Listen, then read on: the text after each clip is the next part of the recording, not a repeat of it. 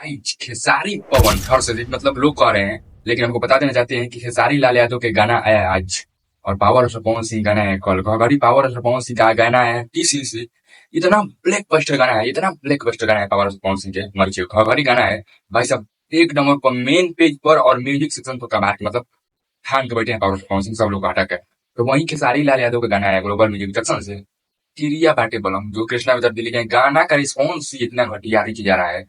कहा जाने कहा हो गया खेसारी लाल यादव के जितना भी गाना आ रहा है 1 मिलियन जाने में 3-4 दिन लग जा रहा है, वो खेसारी लाल यादव नहीं रहेगा जी। उस टाइम वाला खेसारी लाल यादव नहीं रहे कि एक दिन में 3-4 मिलियन मार दे, एक दिन में 30 मिलियन मार दे, एक दिन में 5-6 मिलियन मार दे, लेकिन वो खेसारी लाल यादव नहीं।